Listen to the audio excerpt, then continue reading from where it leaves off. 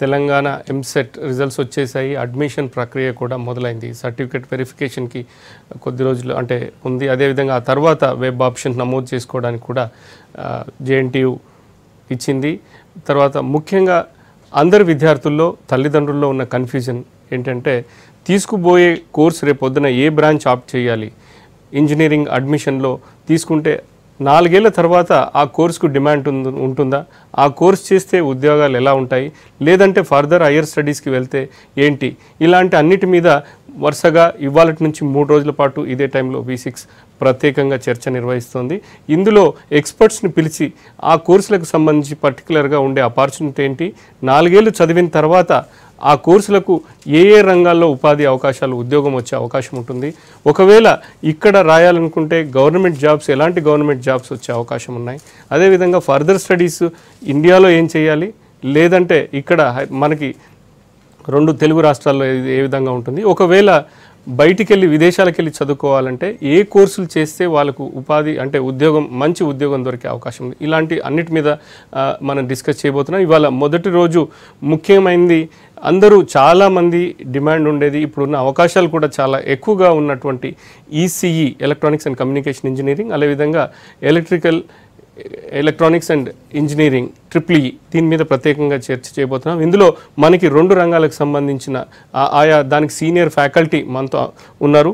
ప్రభాకర్ రావు గారు associate professor HOD ECE JNTU college of engineering Sultanpur Sangareddy పనిచేస్తున్నారు, ఆయన దీని మీద ఉన్నారు. అదేవిధంగా EEE senior lecturer Rajesh Khanna గారు JNTU హైదరాబాద్కి సంబంధించి.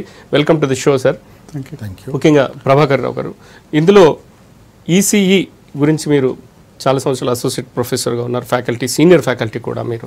అంటే ఈ మధ్యకాలంలో వచ్చింది వెబ్ ఆప్షన్స్ ఇచ్చుకునే వాళ్ళలో ఫస్ట్ ఆప్షన్ ప్రతి స్టూడెంట్కి ఈసీఈ అన్నది ప్రైమ్, లేదంటే కొంతమందికి కొన్ని ఇంట్రెస్ట్లు ఉంటాయి. కానీ గత కొన్నేళ్ళుగా తీసుకుంటే దాదాపు 10 ఏళ్ళ నుంచి, లేదంటే ఒక 7-8 సంవత్సరాల నుంచి ఈసీఈకి చాలా డిమాండ్ ఉంది. ఈసీ చేస్తే ఉంది, కానీ చాలామంది ఈసీ చేసి సాఫ్ట్వేర్ వైపు పోతున్నారు.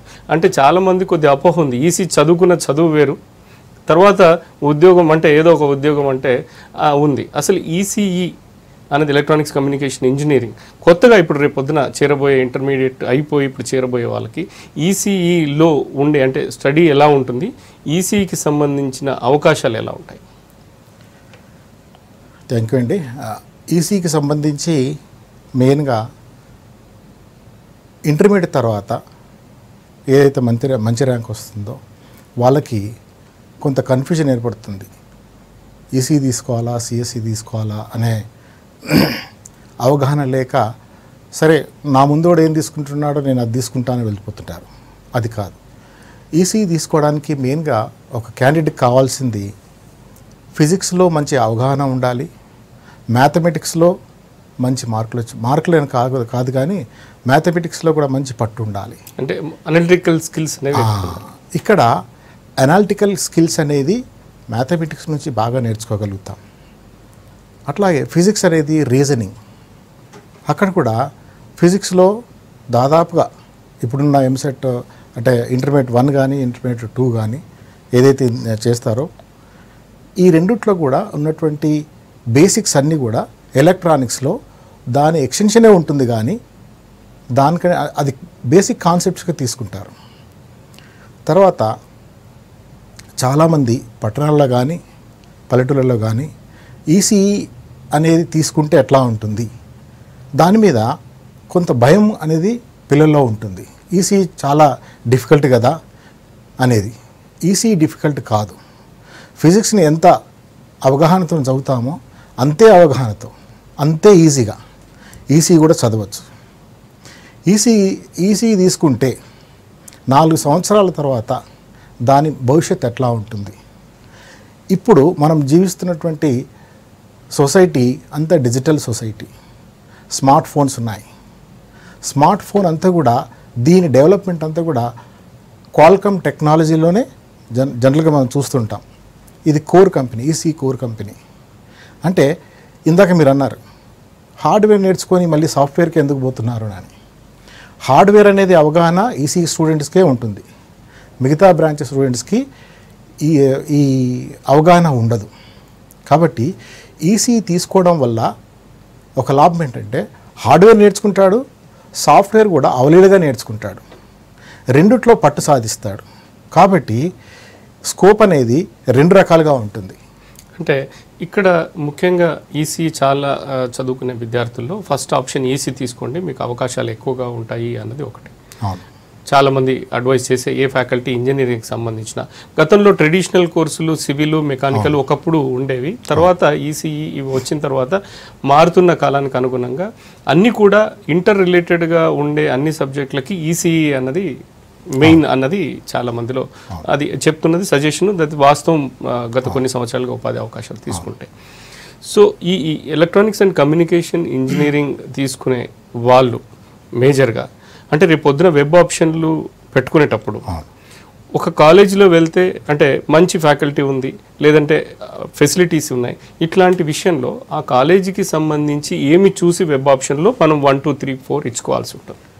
కాలేజీలో ఉన్నటువంటి టీచర్స్ ముఖ్యంగా, తర్వాత ఆ కాలేజీ యొక్క క్వాలిటీ ఎట్లా ఉంది.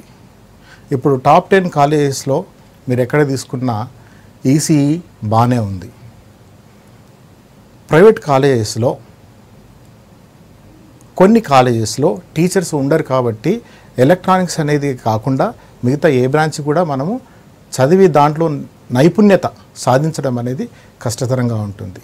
ఈసీకి సంబంధించి మంచి టీచర్స్ ఉన్న ఏ కాలేజ్ అయినా తీసుకొని అది మొదటి నుంచే స్టార్ట్ చేసి దాన్ని ఒక ప్లాన్ ఆఫ్ యాక్షన్గా ఒక ప్లాన్గా తీసుకుంటే, ఈరోజు మనం ఐఈఎస్ ఎగ్జామ్ అనేది తీసుకుంటే డిగ్రీ బీటెక్ డిగ్రీ కావాలి.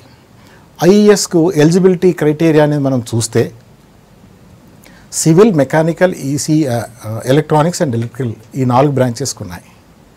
మరి సిఎస్సి, ఐటీ అయితే అందరూ కనపడదు. అంటే ఈసీఈ చేసిన తర్వాత ఒక వైట్ కాలర్ జాబ్, మంచి జాబ్ ఉండాలంటే మరి ఈసీఈ చేసిన తర్వాత సిగ్నల్ ఇంజనీరింగ్గా వెళ్తారు. ఐఏఎస్ ఎగ్జామ్ రాసి యూపీఎస్సీ కండక్ట్ చేస్తుంది. కాబట్టి కాలేజీ అనేది ఇంపార్టెంట్. ఇక్కడ మంచి కాలేజీ, మంచి టీచర్స్, దాంట్లో ఉన్న ఎక్విప్మెంట్ ఎట్లా ఉంది, అంతకుముందున్న కాలేజీలో ఉన్న ర్యాంక్స్ ఎట్లా ఉన్నాయి, ఇవన్నీ కూడా లెక్కలోకి తీసుకొని అప్పుడు వెబ్ ఆప్షన్ అనేది మనం ఇచ్చుకోవాలి. మీరు ఒక కీలకమైన విషయం చెప్పారు, యూపీఎస్సీ ఎగ్జామ్కి అన్నది. రేపొద్దున యూపీఎస్సీ ఎగ్జామ్కి సంబంధించి ఇంజనీరింగ్ విద్యార్థులు, ముఖ్యంగా ఈసీఈ విద్యార్థులకు ఎలాంటి అవకాశాలు ఉన్నాయి, యూపీఎస్సీ ఎగ్జామ్స్లో వస్తే ఎలాంటి ఉద్యోగాలు వస్తాయి, ఇంజనీరింగ్ విద్యను ఆప్ట్ చేయబోతున్న విద్యార్థి టీఎస్ఎంసెట్ ద్వారా రేపు భవిష్యత్తులో ఉండే అవకాశాలు ఎలా ఉంటాయి, చదువు పరంగా కానీ ఉద్యోగ పరంగా కానీ, ఇదే విషయం మనం డిస్కస్ చేస్తున్నాం. దానికి సంబంధించి ప్రత్యేకించి ఈసీఈ బ్రాంచ్కి సంబంధించిన దాని మీద ప్రభాకర్ గారు స్టూడియోలో ఉన్నారు. ప్రభాకర్ గారు, ఇందాక మీరు చెప్తూ యూపీపీఎస్సీ ఎగ్జామ్ గురించి మీరు చెప్పారు, యూపీఎస్సీ ఎగ్జామ్ గురించి చెప్పారు. రెండవది పబ్లిక్ సెక్టార్ కంపెనీలు కూడా చాలా ఉన్నాయి. సో ఒకవేళ ఇంజనీరింగ్ చదువుతున్నప్పుడు ఇప్పుడు ఈసీఈ తీసుకొని రేపు పొద్దున ఉంటే బిగినింగ్ నుంచి వాళ్ళ ఎక్సర్సైజ్ ఎలా ఉండాలి, ఒకవేళ యూపీఎస్సీ ఎగ్జామ్లో స్కోర్ చేయాలన్నా లేకుంటే ప్రభుత్వ రంగ సంస్థల్లో పనిచేయాలనుకున్న, ఉద్యోగాలు సాధించాలనుకున్న వాళ్ళు ఎట్లాంటి ఆపర్చునిటీస్ ఉన్నాయి? జనరల్గా ఈసీఈ స్టూడెంట్ ఎప్పుడైతే ఈసీ అనేది ఇంటర్మీడియట్ తర్వాత ఈసీ అనేది ఆప్ట్ చేస్తాడో ఒక ప్లాన్ ప్రకారంగా తను ప్రిపేర్ అవుతాం. ఫస్ట్ ఇయర్ రెస్ట్ ఇయర్ అనుకోకుండా ఫస్ట్ ఇయర్ నుంచే ఒక ప్లాన్తో తను ప్రిపేర్ అయితే డెఫినెట్గా ఈసీఈలో 80% మినిమం వస్తుంది యావరేజ్ స్టూడెంట్కి. ఈ యూపీఎస్సీ అనేది యూనియన్ పబ్లిక్ సర్వీస్ కమిషన్ అనేది కండక్ట్ చేసే ఎగ్జాము మెయిన్గా ఇండియన్ ఇంజనీరింగ్ సర్వీస్ దాన్ని ప్రమాణంగా తీసుకుంటే ఇండియన్ ఇంజనీరింగ్ సర్వీస్ తర్వాత ఎలాంటి జాబ్స్ ఉంటాయి. రైల్వేలో సిగ్నల్ ఇంజనీరింగ్ అని ఉంటుంది, క్లాస్ 1 ఆఫీసర్. తర్వాత టెలికాంలో మనకు సీడాట్ అని ఉంటుంది ఢిల్లీలో. తర్వాత ట్రాయ్ మనకు టెలికమ్యూనికేషన్ ఏదైతే రెగ్యులేటర్ అథారిటీ ఏదైతుందో దాంట్లో. తర్వాత all BSNL offices, all states, AGMs and GMs, CGMs అందరూ కూడా వీళ్ళు ఐఏఎస్ ద్వారానే ఎన్నిక కాబడతారు. అంటే డిసిషన్ మేకింగ్ అంతా కూడా వీళ్ళే. కాబట్టి యూపీఎస్సీ ఎగ్జామ్ రాసిన తర్వాత వీళ్ళ భవిష్యత్ అనేది స్టార్ అనేది మారుతుంది.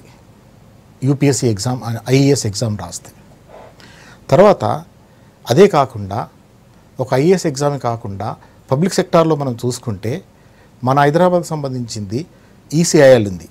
It is a purely electronics company. తర్వాత బెల్ ఉంది, భారత్ ఎలక్ట్రానిక్స్ లిమిటెడ్.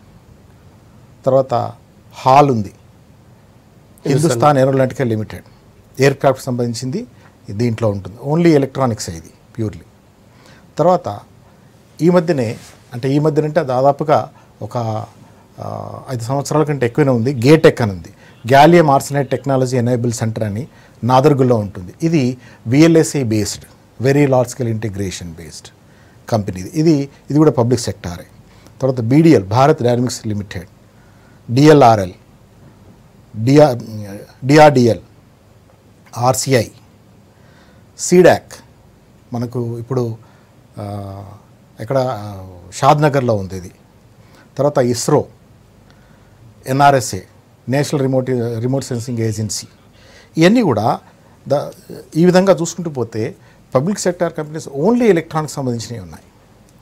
ప్రైవేట్ సెక్టార్లో చూస్తే there are n number of companies. దాంట్లో మన హైదరాబాద్లో చూసుకుంటే వేద ఐటీ, తర్వాత వాళ్ళదే ఇన్క్యూబ్ సొల్యూషన్స్ అని ఉంది. వీళ్ళు మెయిన్గా ఈ ప్రాసెసింగ్, వీడియో ప్రాసెసింగ్ మీద ఎక్కువగా చేస్తున్నారు. ఇది చాలామంది స్టూడెంట్స్కి అవగాహనలో లేదు ఇది. తర్వాత క్వాల్కమ్ టెక్నాలజీ, ఇందాకనే చెప్పాను, క్వాల్కమ్ టెక్నాలజీ అంటే మొబైల్ టెక్నాలజీ. అడ్వాన్స్డ్ ఏది వచ్చినా ఈ క్వాల్కమ్ నుంచే వస్తుంది. జైలింక్ అని ఉంటుంది, Infosys, Wipro, all MNC companies అన్నిట్లో కూడా ఈసీ అనేది ప్రథమంగా తీసుకుంటారు. ఒక సిఎస్ఏ కాకుండా ఈసీఈ అనేది మెయిన్గా వాళ్ళు కన్సిడర్ చేస్తారు. తర్వాత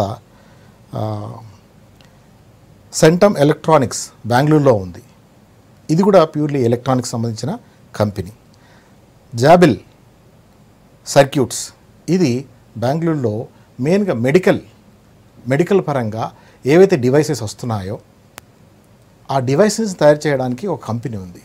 అది ప్యూర్లీ ఎలక్ట్రానిక్స్ కంపెనీ.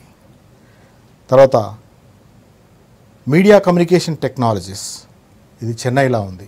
అంటే వైర్లెస్ టెక్నాలజీ కానీ, బ్లూటూత్ టెక్నాలజీ కానీ, ఇవన్నీ కూడా ఈ particular company only EC core చేసిన వాళ్ళనే అది తీసుకుంటుంది.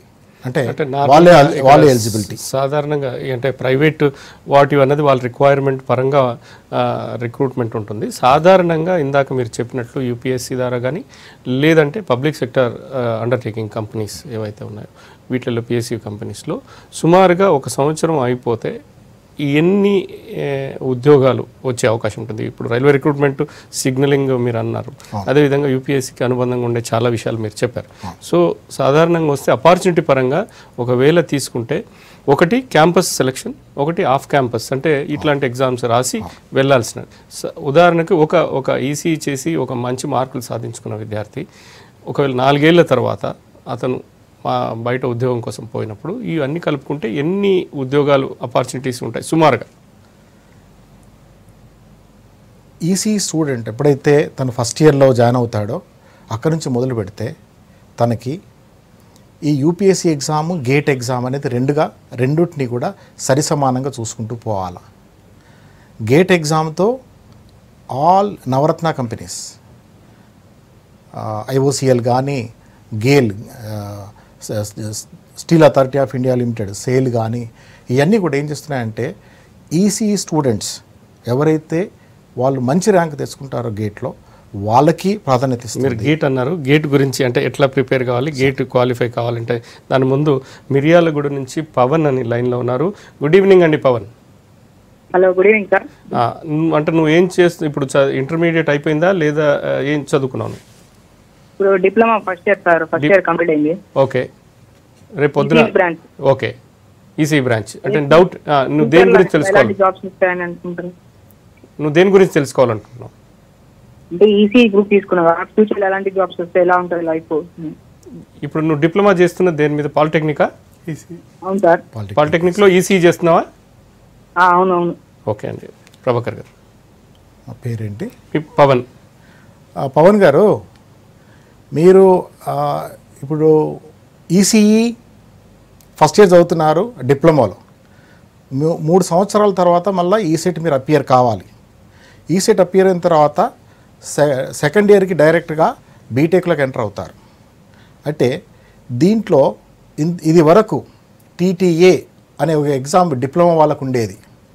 ఈవెన్ ఇస్రోలో కూడా డిప్లొమా ఎలక్ట్రానిక్స్ చేసిన వాళ్ళకి అవకాశం ఇస్తుంది. బట్ ఇక్కడ కావాల్సింది ఏంటంటే పర్సంటేజ్ 75% అబోవ్ ఉంటే కట్ ఆఫ్ మార్క్స్ పెడుతున్నారు. ఇస్రో లాంటి ఎగ్జామ్లో కూడా డిప్లొమాతో ఉంది ఛాన్సెస్. తర్వాత టెలికమ్యూనికేషన్లో కూడా అసిస్టెంట్ టెలికామ్ జేటీఓ కంటే ముందు జేటీఓకి అసిస్టెంట్గా ఉండేది కూడా డిప్లొమా తర్వాత ఉంటుంది. మీరు బీటెక్ తర్వాత ఉండే ఆపర్చునిటీస్ ఈ డిప్లొమా తర్వాత తక్కువ ఉంటాయి. అంటే డిప్లొమా చేసి వెళ్ళేదానికంటే డిప్లొమా నుంచి ఇంజనీరింగ్ బీటెక్ చేసి తర్వాత వెళ్తే ఎక్కువ ఆపర్చునిటీస్ ఉంటాయి. ఇప్పుడున్న అవకాశం ఏంటంటే డిప్లొమా చేసిన తర్వాత 3 years తర్వాత డైరెక్ట్గా సెకండ్ ఇయర్లో బీటెక్ ఈసీఈలో మీరు ఎంటర్ కావచ్చు ఈసెట్ ర్యాంక్ ద్వారా. రైట్ అండి, థ్యాంక్ యూ అండి పవన్. మీ డౌట్ క్లియర్ చేస్తున్నామని అనుకుంటాం.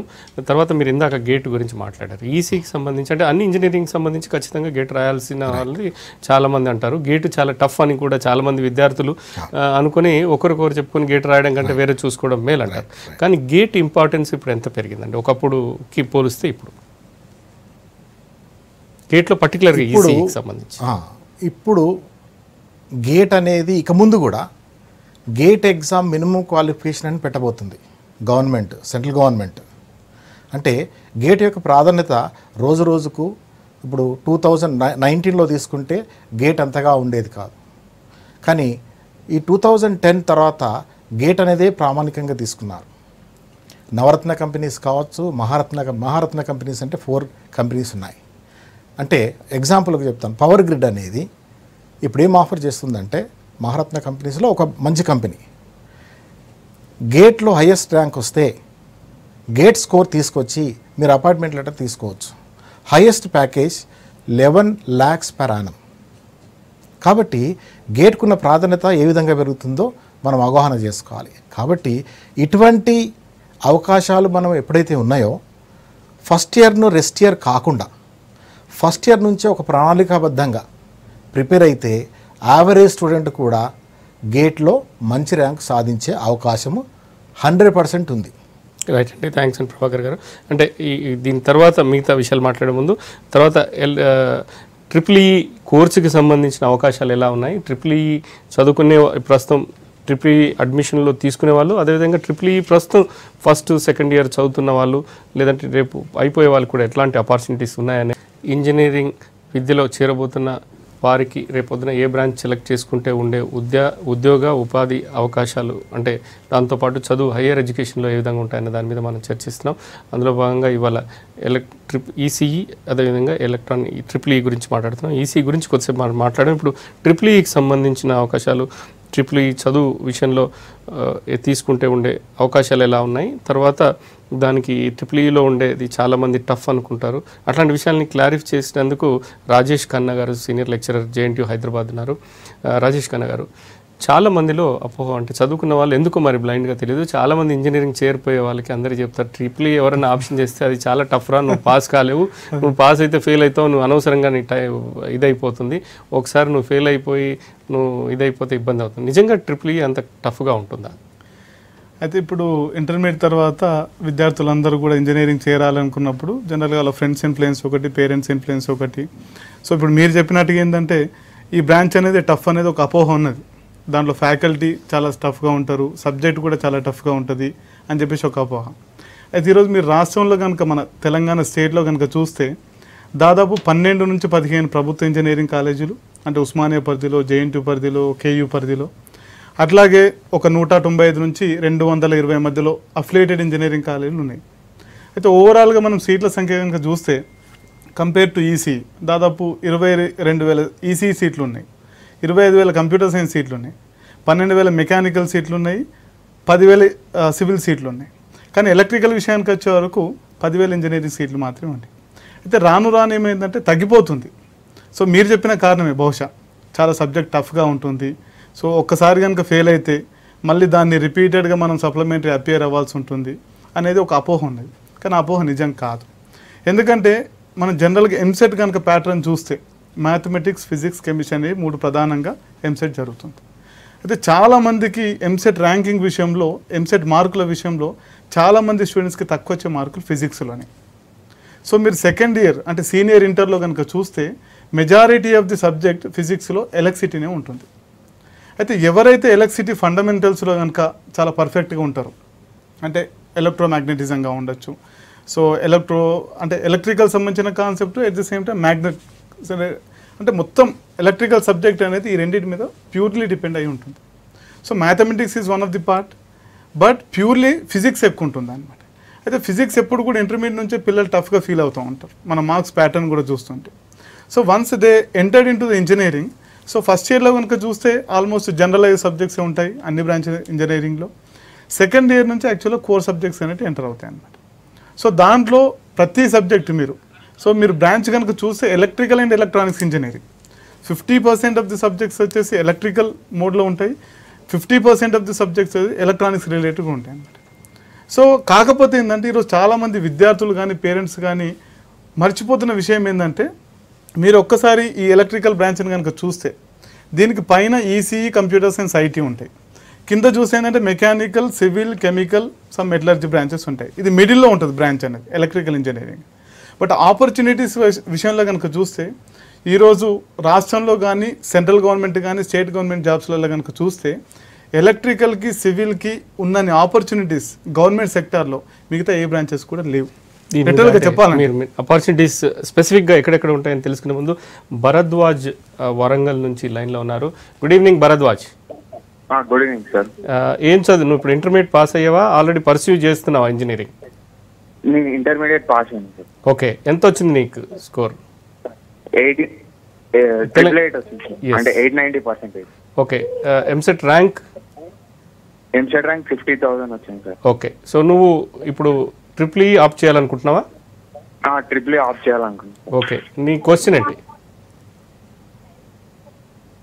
దేని గురించి అడగాలనుకుంటున్నాను, దేని గురించి తెలుసుకోవాలనుకుంటున్నావు? సార్ ఇప్పుడు నేను ట్రిపుల్ ఈ తీసుకుంటే ఫ్యూచర్లో జాబ్ ఆఫర్స్ ఎట్లా ఉంటాయని. ఓకే, దాని గురించి మాట్లాడుతున్నాం. మీకు చాలా క్లియర్గా చెప్తున్నారు ఇప్పుడున్న దీంట్లో, అదే విషయం మేము మాట్లాడుతున్నాం. మీరు దీని ద్వారా మీరు తెలుసుకోవచ్చు ఆపర్చునిటీస్ ఎలా ఉన్నాయన్నది. అబ్బాయిది బేసిక్గా అది కూడా మనం మాట్లాడుతున్నాం.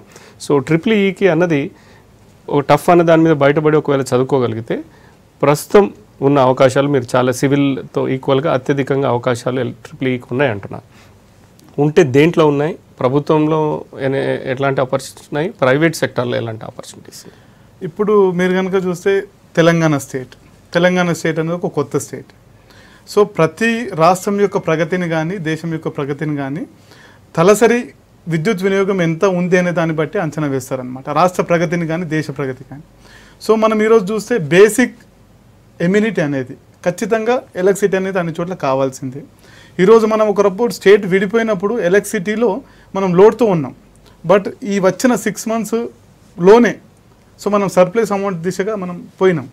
సో ఈరోజు థర్మల్ విద్యుత్ కేంద్రాలుగా ఉండొచ్చు, హైడల్ విద్యుత్ కేంద్రాలుగా ఉండొచ్చు. ఈరోజు లేటెస్ట్గా ఏంటంటే రెన్యూబుల్ ఎనర్జీ సోర్సెస్, అంటే విండ్గా ఉండొచ్చు, తర్వాత సోలార్గా ఉండొచ్చు, తర్వాత ఇంకా రకరకాల రెన్యూబుల్ ఎనర్జీ టైడల్ కూడా ఎనర్జీ రాబోతుంది. Nuclear is one of the, ఇప్పుడు మనం అనొప్పందం కూడా చేసుకున్నాం అమెరికాతోటి. అయితే మీరు కనుక స్టేట్ గవర్నమెంట్ గత 3 సంవత్సరాల నుంచి చూస్తే, తెలంగాణ వచ్చిన తర్వాత 3 సంవత్సరాల నుంచి కూడా చూస్తే, ఈరోజు ఏ ఇంజనీరింగ్ బ్రాంచ్లో వేయనన్ని గవర్నమెంట్ జాబ్స్ ఒక ఎలక్ట్రికల్లోనే వేశారు. దాదాపు 1455 పోస్టులు డిస్ట్రిబ్యూషన్ కంపెనీస్లోగా ఉండొచ్చు, ట్రాన్స్మిషన్ కార్పొరేషన్ అంటే ట్రాన్స్కోలోగా ఉండొచ్చు, ఆ తర్వాత జనరేషన్ కంపెనీ లైక్ జెన్కోలోగా ఉండొచ్చు, సిపిడిసిఎల్, ఎన్పిడిసిఎల్, ఎస్పిడిసిఎల్లలో దాదాపు 1455 పోస్టులు వేశారు. సో అంటే ఏంటంటే విద్యార్థులు లిమిటెడ్ ఆఫ్ ఇంజనీర్స్ ఉన్నారు. ఈరోజు మీరు కనుక కంపేర్ టు అదర్ బ్రాంచెస్ సీట్ల విషయానికి వస్తే తక్కువనే ఉన్నారు. సో ఆ సీట్ల విషయంలో ఎవరైతే విద్యార్థులు ట్రిపుల్ ఈ కనుక సెలెక్ట్ చేసుకుంటే ఆ 10,000 మంది బయటకు వచ్చినప్పుడు జాబ్ ఆపర్చునిటీస్ ఎక్కువ ఉంటాయి, స్టూడెంట్స్ కూడా తక్కువ ఉంటారు, కాంపిటీషన్ కూడా తక్కువ ఉండే ఛాన్స్ ఉంది. బట్ బెటర్గా సబ్జెక్ట్ని కనుక నేర్చుకోగలిగితే, సో కోర్ బ్రాంచెస్ మీద అవగాహన కనుక తీసుకొని రాగలిగితే, అంటే సెకండ్ ఇయర్ నుంచి సబ్జెక్ట్స్ మీద పట్టు, నోట్స్ ప్రిపేర్ చేసుకోవడము, ఈ గేట్ లాంటి ఎగ్జామ్స్కి ప్రిపేర్ అవ్వడము. అండ్ మీరు మోరోవర్ ఒక గేట్ లెవెల్ ఆఫ్ ప్రిపరేషన్ కనుక చేయగలిగితే ఆల్మోస్ట్ రాష్ట్రంలో ఉన్న నిన్న మొన్న జూన్ 2 రోజు కూడా R&B డిపార్ట్మెంట్లో దాదాపు 463 పోస్టులు వేశారు, సివిల్, మెకానికల్, ఎలక్ట్రికల్. సో దానిలో దాదాపు 125 పోస్టులు ఎలక్ట్రికల్ బ్రాంచ్లోనే ఉన్నాయి. అంటే ఈరోజు plenty of opportunities in the state government కానీ సెంట్రల్ గవర్నమెంట్లో కానీ. ఇప్పుడు సెంట్రల్ గవర్నమెంట్ తీసుకోండి, సెంట్రల్ గవర్నమెంట్ మీద మాట్లాడదాం. సెంట్రల్ గవర్నమెంట్ తర్వాత అదేవిధంగా పబ్లిక్ సెక్టర్ కంపెనీస్లో ట్రిపుల్ ఈకి ఉండే ఆపర్చునిటీస్. దానికన్నా ముందు ఉషా తిరుపతి నుంచి లైన్లో ఉన్నారు. అమ్మాయి 10th పాస్ అయింది, పాలిటెక్నిక్లో అడ్మిషన్లో ట్రిపుల్ ఈ తీసుకోవాలనుకుంటున్నాం. ఇదే కదా Usha? Good evening Usha. Sir నమస్తే సార్. చెప్పమ్మా. సార్ మా పాప 10th పాస్ అయింది సార్, పాలిటెక్నిక్ రాపించాము. ఓకే. 34,000 వచ్చింది, ట్రిపుల్ ఈ తీసుకోవాలని ఉంది సార్. ఓకే. అంటే దాని గురించి తెలుసుకుందామని, అంటే మీరు ఒకవేళ ఇయర్స్ అయిపోయినాక తర్వాత ఏం తీసుకోవాలి అనేసి తెలుసుకుందామని చేశాం సార్. ఓకే అమ్మా, థ్యాంక్ యూ. ప్రభాకర్ గారు, రాజేష్ ఖన్నా గారు, ఇప్పుడు పాలిటెక్నిక్ చేస్తే డిప్లొమా ఉంటుంది, ట్రిపుల్ ఈకి డిప్లొమా ఉండే అవకాశాలు రేపొద్దున ఎట్లా ఉంటాయి అన్నది? డెఫినెట్గా ఇంతకుముందు ప్రభాకర్ సార్ చెప్పినట్టు ఎలక్ట్రికల్ డిపార్ట్మెంట్ నుంచే, ఎలక్ట్రికల్ ఇంజనీరింగ్ నుంచే ఈసీ అనేది డిరైవ్ అయింది చెప్పాలంటే. సో ఈరోజు మహారత్న కంపెనీస్ కానీ, మినీరత్న కంపెనీస్ కానీ, నవరత్న కంపెనీస్ కానీ, సో సెంట్రల్ గవర్నమెంట్లో కేటగిరీస్ మహారత్న కంపెనీస్ కొన్ని ఉంటాయి, దెన్ వచ్చేసి నవరత్న కంపెనీస్ ఉంటాయి, తర్వాత మినీరత్న కంపెనీస్. సార్ ఏవైతే కోట్ చేశారో హాల్గా ఉండొచ్చు, బీడీఎల్గా ఉండొచ్చు, ఆ తర్వాత పవర్ గ్రిడ్గా ఉండొచ్చు, ఐఓసిఎల్, తర్వాత HPCL, BPCL, ONGC, GAIL, steel authority, తర్వాత రాష్ట్రీయ, అంటే రకరకాల కంపెనీస్ ఉన్నాయి ఈరోజు. సో వీటిల్లో ఏంటంటే ఖచ్చితంగా మీరు కనుక చూస్తే ఈరోజు విచిత్రమైన పరిస్థితి ఉంది దేశంలో కానీ రాష్ట్రంలో కానీ. ఒక ఇంజనీర్ ఉంటే, ఒక ఆర్గనైజేషన్లో ఒక ఇంజనీర్ ఉంటే 4 డిప్లొమా హోల్డర్స్ ఉండాలి, 8 మంది ఐటీఐ చేసిన వాళ్ళు ఉండాలి. ఈరోజు పరిస్థితి రివర్స్ అయింది, ఎందుకంటే లక్షలాది మంది ఇంజనీరింగ్ విద్యార్థులు బయటకు వస్తున్నారు, అదే సంఖ్యలో డిప్లొమా విద్యార్థులు కానీ ఐటీఐ విద్యార్థులు కానీ బయటకు రావట్లేదు. సో ఇది రివర్స్ అయిపోయి ఏంటంటే ఇంజనీర్లు 8 మంది ఉంటున్నారు, ఐటీఐ చేసిన వాళ్ళు 4 ఉంటున్నారు, డిప్లొమా చేసిన వాళ్ళు 1 ఉంటున్నారు. ఈరోజు వాస్తవంగా చెప్పాలంటే ఇంజనీరింగ్ విద్యార్థుల కంటే కూడా డిప్లొమా చేసిన వాళ్ళకి ఆపర్చునిటీస్ ఎక్కువ ఉన్నాయి. మీరు అంటున్న దాని ప్రకారం ఒకవేళ రేపొద్దున ఉద్యోగం వస్తే పోటీ పడుతున్న దానికి ఇంజనీరింగ్తో చేసిన క్వాలిఫికేషన్ ఉన్న విద్యార్థులు పోటీ పడే సంఖ్య కన్నా డిప్లొమాతో చేసే వాళ్ళ పోటీ పడే సంఖ్య చాలా తక్కువగా ఉంది. అంటే ఈజీగా ఒకవేళ ఖచ్చితంగా కొంచెం కష్టపడి చదువుకోండి. ఎందుకంటే ఈరోజు స్టేట్ ఎలక్ట్రిసిటీ డిపార్ట్మెంట్లో సబ్ ఇంజనీర్ అనే పోస్ట్ ఉంటుంది, సబ్ ఇంజనీర్, దానికి క్వాలిఫికేషన్ వచ్చేసి ఓన్లీ డిప్లొమానే. కానీ విచిత్రం ఏంటంటే ఇంజనీరింగ్ చదివిన విద్యార్థులు కూడా దానికి పోటీ పడుతున్నారు. అంటే ఈరోజు సబ్ ఇంజనీర్ పోస్టులు, తర్వాత అసిస్టెంట్ ఇంజనీర్, తర్వాత అసిస్టెంట్ ఎగ్జిక్యూటివ్ ఇంజనీర్, అట్లా చెప్పిన 1:4:8 రేషియోలో ఉండాల్సింది ఈరోజు రివర్స్ అయిపోయింది. కాబట్టి డెఫినెట్గా అండ్ డిప్లొమాకు ఉన్న ఒక అడ్వాంటేజ్ ఏంటంటే పిల్లలకు ఏంటంటే కంప్లీట్గా 10th క్లాస్ తర్వాత డిప్లొమాలో కనుక ఎంటర్ అయితే ఈ ఇంజనీరింగ్ విద్యార్థుల కంటే ముందే వాళ్ళు కోర్ స్కిల్స్ అనేవి ఎక్కువ నేర్చుకుంటారు. రైట్ అండి రాజేష్ ఖన్నా గారు, అంటే దీని మీద మళ్ళీ ఎలాబొరేట్గా చేద్దాం. మీరు అంటున్న దీని ప్రకారంగా చూస్తే ఇంజనీరింగ్ విద్యార్థుల సంఖ్య ఎంత ఎక్కువ అయిందంటే కేవలం ఇంజనీరింగ్ విద్య కాకుండా మామూలు కానిస్టేబుల్కి కూడా అప్లై చేస్తున్న విద్య ఇమ్మెటీరియల్ ఏదో డిగ్రీ లాగా ఇంజనీరింగ్ అయిపోయింది. అదేవిధంగా అలా కాకుండా స్పెసిఫిక్గా ఒక జాబ్ ఓరియంటెడ్గా ఎలా చదువుకోవాలి, ఇంజనీరింగ్లో అడ్మిషన్ తీసుకునే వాళ్ళు ఎలాంటి విషయాలు చూసారు. ముఖ్యంగా 2 బ్రాంచ్లకు సంబంధించి మాట్లాడుతున్నాం, ఒకటి ఈసీఈ, రెండవది ట్రిపుల్ ఈకి సంబంధించి. ట్రిపుల్ ఈ గురించి విషయాలు రాజేష్ ఖన్నా గారు చెప్తున్నారు. ఇందాక మీరు చెప్పారు స్టేట్కి సంబంధించిన ఎక్కువ ఉద్యోగాలు ట్రిపుల్ ఈకి ఇవాళ పడుతున్న రిక్రూట్మెంట్ అన్నది. ఇది బహుశా కంటిన్యూ అవుతుందా 4 years తర్వాత, లేకుంటే తగ్గే అవకాశం ఉందా? ఒకవేళ తగ్గితే ప్రైవేట్ సెక్టర్ వైపు పోతే పబ్లిక్ సెక్టర్ అంటే పిఎస్యూ కంపెనీలో కావచ్చు, లేదంటే నేషనల్ ఇన్స్టిట్యూషన్స్లో కావచ్చు, ప్రైవేటు కంపెనీలలో కావచ్చు, ఆపర్చునిటీస్ ఎలా ఉంటాయి? ఇప్పుడు ఈ ఫస్ట్ ఇయర్లో ఇప్పుడు ఈ సంవత్సరం ఇంజనీరింగ్ జాయిన్ అవుతున్న స్టూడెంట్స్ 2017లో 2021లో బయటకు వస్తారు. సో విద్యుత్ అవసరాలు అనేటివి మనిషికి కంపల్సరీ. ఈరోజు ప్రపంచంలో విద్యుత్ లేనిది ఏ పని కూడా జరిగే పరిస్థితి లేదు, ఎలక్ట్రిసిటీ లేనిది. కాబట్టి మొన్ననే రీసెంట్గా గవర్నమెంట్ కూడా మరో 13,000 ఎలక్ట్రిసిటీ ఉద్యోగాలకు అనౌన్స్మెంట్ కూడా ఇచ్చింది. సీఎం గారు సాక్షాత్ చెప్పారు. సో దాంట్లో ఎగ్జిక్యూటివ్ క్యాడర్ ఉన్నాయి, నాన్ ఎగ్జిక్యూటివ్ క్యాడర్ ఉన్నాయి, టెక్నికల్ పోస్ట్ ఉన్నాయి, నాన్ టెక్నికల్ పోస్ట్ ఉన్నాయి. సో దాదాపు ఈరోజు ఒక 2,000 నుంచి 3,000 ఉద్యోగాలు టెక్నికల్ క్యాడర్లో ఉన్నాయి. కాబట్టి ఏంటంటే ఖచ్చితంగా ఈరోజు ఎవరైతే ఇంజనీరింగ్కి వచ్చే స్టూడెంట్ ఉన్నారో ఆ ర్యాంక్కి కనుక ఎలక్ట్రికల్ డిపార్ట్మెంట్ కనుక వస్తే డెఫినెట్గా నా సలహా ప్రకారం అయితే ఎలక్ట్రికల్లో జాయిన్ అవ్వమని చెప్పేసి చెప్తాను. అయితే ఇక్కడ ఏంటంటే సబ్జెక్ట్ చదివే విషయంలో ఏంటంటే కొద్దిగా సబ్జెక్ట్ అనేది ఇమాజినేషన్ అనేది ఉంటుందన్నమాట. ఇప్పుడు మోటార్ ఉంటుంది, జనరేటర్ ఉంటుంది సపోజ్, దాంట్లో ఫ్లక్స్ అంటాం. ఫ్లక్స్ ఎవరికి కనిపించదు, దాన్ని మనం ఇమాజిన్ చేసుకోవాల్సిందే. అయితే స్టూడెంట్స్ అక్కడ కొద్దిగా తడబడతారనమాట. కాబట్టి మంచి ఫ్యాకల్టీ ఉన్న కాలేజ్లో, బ్రాండ్ ఇమేజ్ ఉన్న కాలేజ్లో, రీసెర్చ్ జరిగే కాలేజ్లో, క్యాంపస్ ప్లేస్మెంట్స్ ఉన్న కాలేజ్లో కనుక, ప్లస్ రెగ్యులర్గా అసైన్మెంట్స్ ప్రాక్టికల్స్ చేయించే కాలేజ్లో కనుక చేరితే, ఈరోజు చెప్తే వాస్తవంగా ఏంటంటే 10,000 సీట్సే ఉన్నాయి. మంచి ఆపర్చునిటీ ఈరోజు ఇంజనీరింగ్లో చేరబోయే విద్యార్థులు ఎలక్ట్రికల్ తీసుకోవడానికి మంచి ఆపర్చునిటీ. అట్లాగే గేట్ ఎగ్జామ్ ఉంది. ఈరోజు కొంచెం కష్టపడితే కనుక గేట్ ఎగ్జామ్కు ప్రిపేర్ అవ్వడం వల్ల ఏంటంటే మల్టిపుల్ అడ్వాంటేజెస్ ఉన్నాయి. సో ఆ గేట్ ఎగ్జామ్ ప్యాటర్న్ తోటి స్టేట్ గవర్నమెంట్ జాబ్స్ అన్నింటిని కూడా గవర్నమెంట్ జాబ్స్ని క్రాక్ చేయొచ్చు ఈజీగా. ఒకవేళ గేట్లో క్వాలిఫై అయితే కనుక ఇంతకుముందు సార్ చెప్పినట్టు whatever is applicable to the ECE they are applicable to triple. HAL కానీ, బీడిఎల్ కానీ, ఇస్రో కానీ, డిఆర్డిఓ కానీ, ఈరోజు అన్నిట్లలో కూడా పవర్ ఎలక్ట్రానిక్స్ టెక్నాలజీ అనేది మ్యాండేటరీ అయిపోయింది. రేపు ఫ్యూచర్ జనరేషన్లో ఈరోజు మనం ఐటీ అంటున్నాం, ఇన్ఫర్మేషన్ టెక్నాలజీ. బట్ మొన్న మధ్యన ఒక ఐఐటి ప్రొఫెసర్ చెప్పారు, the future technologies PT, power electronics technology. So power electronics technology లేనిది ఈరోజు ఏది కూడా నడిచే పరిస్థితి లేదు.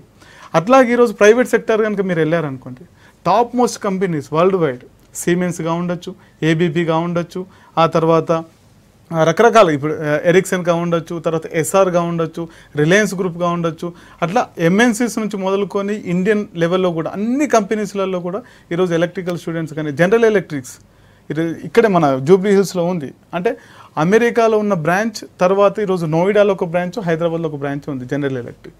సో దాంట్లో ఏంటంటే ఈరోజు డిజిటల్ ఎనర్జీ అనేది కొత్త కాన్సెప్ట్ వస్తుంది. ఈరోజు సార్ చెప్పారు ఎలక్ట్రానిక్స్లో కమ్యూనికేషన్, డిజిటలైజేషన్ అనేది ఎంత ఇంపార్టెంట్ ఉంది. ఎలక్ట్రికల్ సెక్టర్లో ఇంతకుముందు మనం నార్మల్ మీటర్స్ వాడేవాళ్ళం పవర్ని మెజర్ చేయడానికి, సో బిల్డింగ్ రావడానికి. ఈరోజు డిజిటల్ మీటర్స్ వాడుతున్నాం.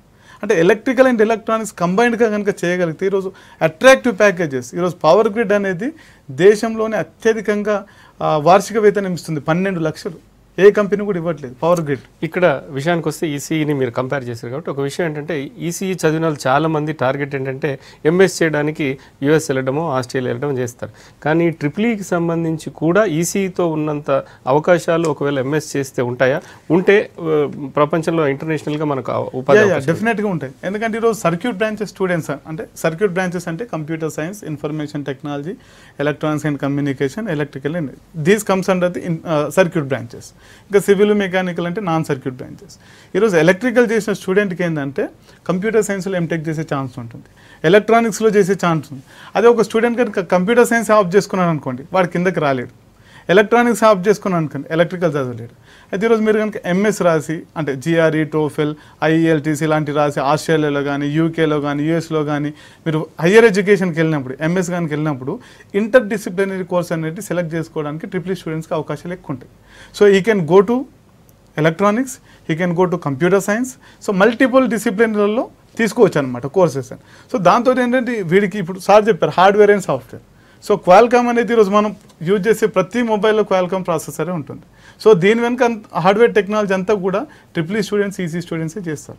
అండ్ ఈజీగా ఏంటంటే ఈరోజు ట్రిపుల్ స్టూడెంట్ ఒక పక్క సబ్జెక్ట్ ప్రిపేర్ అవుతూ, ఈరోజు మీరు చూస్తే C++ కానీ, జావా కానీ, .NET కానీ, SQL కానీ ఇవన్నీ కూడా దే ఆర్ డిరైవ్డ్ లాంగ్వేజెస్, అంటే మనం రాసుకున్న లాంగ్వేజెస్. అదే ఫిజిక్స్ ఫండమెంటల్స్ కానీ, కెమిస్ట్రీ ఫండమెంటల్స్ కానీ, మ్యాథమెటిక్స్ ఫండమెంటల్స్ కానీ అంటే మన ఈ ప్రపంచం పుట్టినప్పటి నుంచి ఉన్నాయి. సో కంప్యూటర్ సైన్స్ ఏంటంటే ఎవరైనా లర్న్ చేయొచ్చు. సో ఈ కంప్యూటర్ సైన్స్ టెక్నాలజీస్ పైన కనుక ఈజీగా ఒక 6 months కోచింగ్ పోతే నేర్చుకోవచ్చు, ఓన్గా కూడా నేర్చుకోవచ్చు ఆన్లైన్ కోర్సెస్ తీసుకొని. కాబట్టి ఏంటంటే ట్రిపుల్ స్టూడెంట్ ఇటు గవర్నమెంట్ సెక్టార్కి వెళ్ళొచ్చు, అటు ప్రైవేట్ సెక్టార్లో, కోర్ సెక్టార్లో వెళ్ళొచ్చు, at the same time software కూడా వెళ్ళొచ్చు. ఇప్పుడున్న టీఎస్ ఎంసెట్ ర్యాంక్స్ ప్రకారంగా తీసుకుంటే ట్రిపుల్ఈకి సంబంధించి మీరు ఇందాక చెప్పారు అటు ఈసీఈ పైన ఉన్న దానికి, ఇటు కింద సివిల్, మెకానికల్ దానికి, ఎలక్ట్రికల్ మధ్యలో ఉందన్నారు.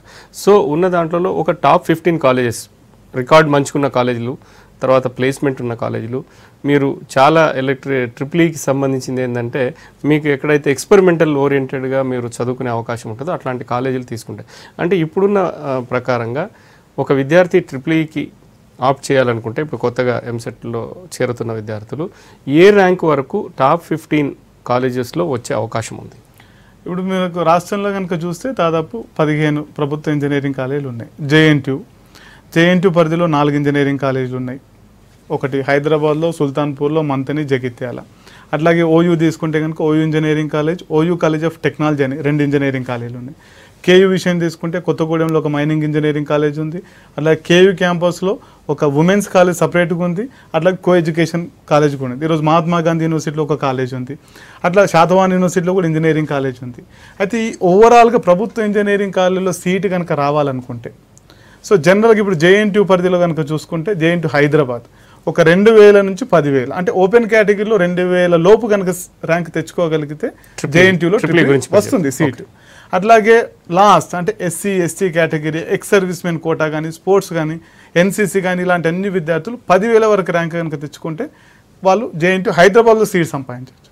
అట్లాగే ఇప్పుడు ఓయూ తీసుకుంటే ఆల్మోస్ట్ సేమ్ 2000 నుంచి, ఎందుకంటే రాష్ట్రంలో కానీ దేశంలో కానీ ఆల్మోస్ట్ టాప్ 10లో కానీ అంటే స్టేట్లో వచ్చేసి 2 పోటీ పడతాయి, OU and JNTU. So almost ఈ మధ్య ఇచ్చిన ఎంహెచ్ఆర్డీ సర్వేలో కూడా దాదాపు జేఎన్టీయూ 63వ ర్యాంక్ వచ్చింది, ఉస్మానియా 68వ ర్యాంక్ కూడా వచ్చింది.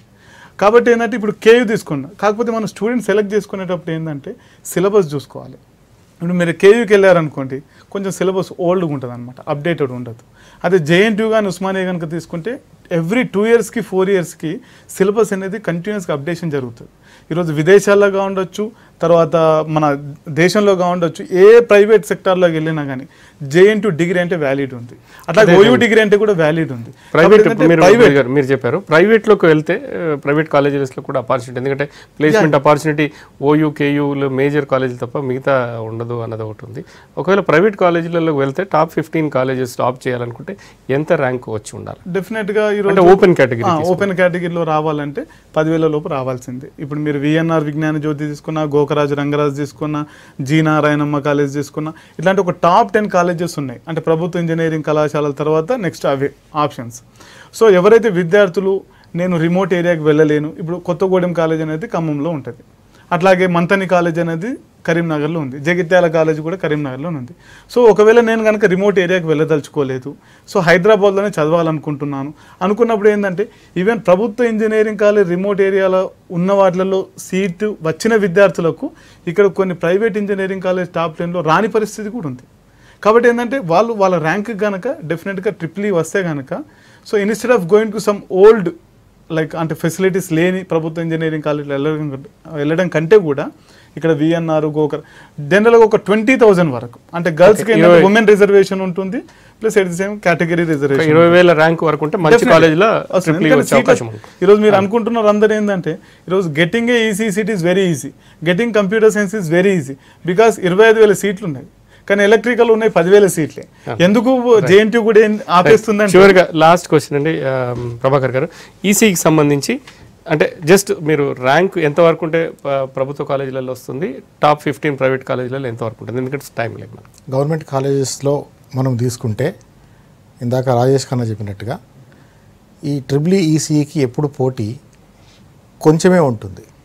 అంటే దాదాపు 20,000 ర్యాంక్ ఉంటే అంటే 2,000 ర్యాంక్ గవర్నమెంట్ కాలేజీలలో మంచి దాదాపు 2,000 లోపు రావాలి. ఇప్పుడు సుల్తాన్పూర్ తీసుకోండి, మంతనే జగిత్యాల తీసుకోండి, అక్కడ 5,000 6,000 వచ్చినా రాగలుగుతుంది. కానీ చాలామంది ఈ రిమోట్ ప్లేసెస్లో కాలేజీలు ఎట్లా ఉంటాయో తీసుకోలేక ప్రైవేట్ కాలేజీలో ఎక్కువ డబ్బుకి కూడా వస్తారు. కానీ ప్రైవేట్ కాలేజీలో ఎంతవరకు ప్రైవేట్ కాలేజీలో ప్రైవేట్ మంచి టాప్ ఈసీకి సంబంధించి ప్రైవేట్ కాలేజీలలో టాప్ 10 కాలేజెస్ ఆ టాప్ 15 తీసుకుంటే 10,000 లోపు ఓపెన్ కేటగిరీ రావాలి. థ్యాంక్ యూ అండి ప్రభాకర్ గారు, థ్యాంక్ యూ అండి రాజేష్ ఖన్నా గారు.